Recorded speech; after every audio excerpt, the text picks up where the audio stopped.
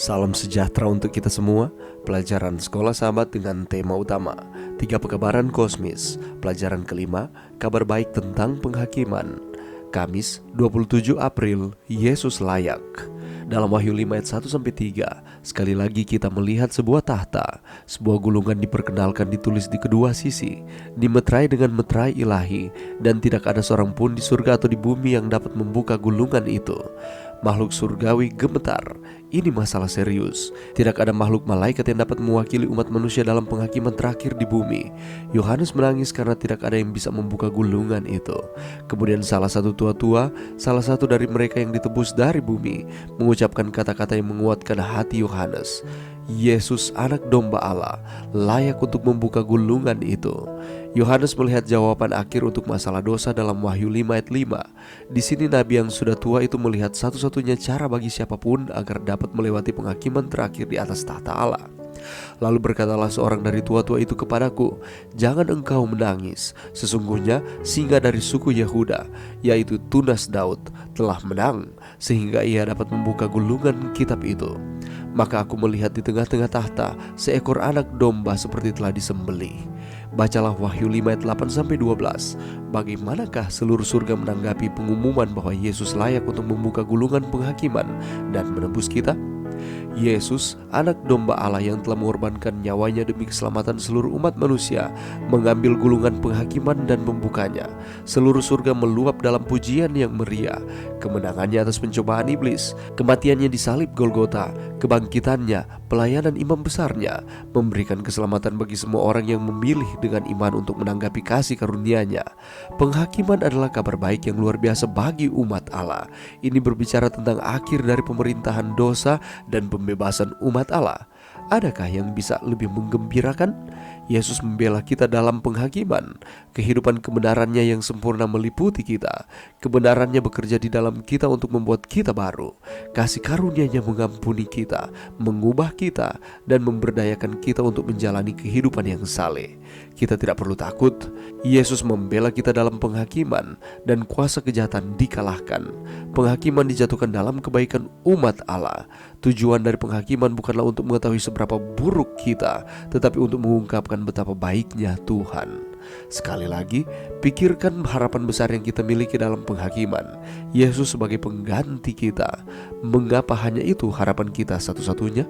Pelajaran yang bisa kita dapatkan pada saat ini apabila kita membaca Wahyu 5 ayatnya yang pertama dan juga Yesaya 29 ayat 11 dan 12. Apakah arti dari kitab yang termeterai? Di dalam teks Yunani, bahasa aslinya menunjukkan bahwa gulungan itu terletak di atas tahta di sebelah kanan Bapa. Gulungan itu menunggu Dia yang layak untuk mengambilnya dan menduduki posisinya di atas tahta. Penulis rohani menyatakan bahwa gulungan yang termeterai berisi sejarah tuntunan Allah, sejarah nubuatan bangsa-bangsa dan gereja. Dengan demikian berisikan pernyataan Allah, otoritasnya, hukum-hukumnya, perintah-perintahnya, segala nasihat dari Dia yang kekal, dan semua sejarah dari para penguasa yang memerintah bangsa-bangsa.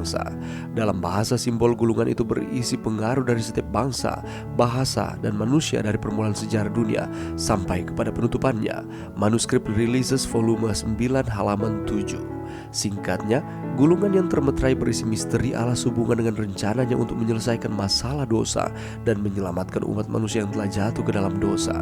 Realisasi sepenuhnya akan misteri itu akan disadari pada saat kedatangan Yesus yang kedua kali. Kalau kita membaca dalam Wahyu 5 ayat 2-7, mengapa hanya Kristus satu-satunya di seluruh alam semesta yang layak mengambil gulungan yang termeterai itu dan membuka meterainya? Krisis di ruang tahta surgawi memiliki hubungan dengan pemberontakan iblis. Planet kita ini, meskipun diciptakan oleh Allah, telah berada di bawah kekuasaan pemberontak, yaitu iblis. Tangisan Yohanes adalah ekspresi dari air mata umat Allah sejak zaman Adam untuk keselamatan dari perhampaan dosa. Gulungan yang termeterai berisi rencana Allah untuk menyelesaikan masalah dosa. Tidak heran, dengan kuasanya yang tidak terbatas, Allah sendiri sanggup melaksanakan rencana itu. Namun, penebusan umat manusia yang telah jatuh dalam dosa membutuhkan sesuatu yang sangat spesial, yaitu Yesus, yang telah menang dengan demikian layak untuk membuka kitab itu dan menjadi penguasa atas dunia ini dan menjadi pengantara di bait suci surgawi. Saat Kristus anak domba itu mendekati tahtanya, dia mengambil gulungan kitab. Lewat tindakan ini, segenap kekuasaan dan pemerintahan diberikan kepadanya. Pada saat itulah seluruh alam semesta mengakui kekuasaan Kristus memerintah atas dunia. Apa yang telah hilang karena Adam telah didapatkan kembali atas kemenangan Yesus Kristus. Dengan diambilnya gulungan kitab itu oleh Yesus, nasib seluruh umat manusia ditempatkan dalam tangannya. Keempat makhluk hidup dan ke-24 tua-tua tersungkur di hadapannya dan menyembah dia, sebagaimana yang mereka lakukan di dalam Wahyu 5 ayat 9. Engkau layak menerima gulungan kitab dan membuka meterai-meterainya, karena engkau telah disembelih. Pada saat itu segenap makhluk surgawi dan bumi bersama-sama menaikkan puji-pujian kepada Allah Bapa dan kepada Kristus. Bagi Dia yang duduk di atas tahta dan bagi anak domba adalah puji-pujian dan hormat dan kemuliaan dan kuasa sampai selama-lamanya. Wahyu 5 ayat 13. Yesus, anak domba Allah yang telah mengorbankan nyawanya demi keselamatan seluruh umat manusia, Dia layak untuk membuka akan gulungan kitab tersebut. Kasih karunia-Nya mengampuni kita, mengubahkan kita, dan memberdayakan kita untuk menjalani kehidupan yang saleh di dalam Tuhan. Yesus membela kita di dalam penghakiman. Itulah sebabnya kita tidak perlu takut. Yesus akan membela kita di dalam penghakiman dan kuasa kejahatan dikalahkan. Penghakiman dijatuhkan dalam kebaikan umat Allah. Tujuan dari penghakiman bukanlah untuk mengetahui seberapa buruk kita, tetapi sebaliknya untuk mengungkapkan betapa baiknya Tuhan di dalam kehidupan saudara dan saya yang mengasihi Dia. Itulah sebabnya kita berterima kasih kepada Tuhan segala sesuatu yang dilakukan oleh-Nya di dunia ini. Dia mengutus anaknya yang tunggal, Yesus Kristus, mati menyelamatkan kita, melayakkan kita untuk terus menjadi anak-anak-Nya.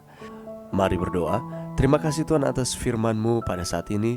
Terima kasih karena Yesus melakukan segala sesuatu untuk kami manusia, hingga Dia adalah layak untuk menerima puji-pujian, hormat, dan kemuliaan. Di dalam nama Yesus, amin.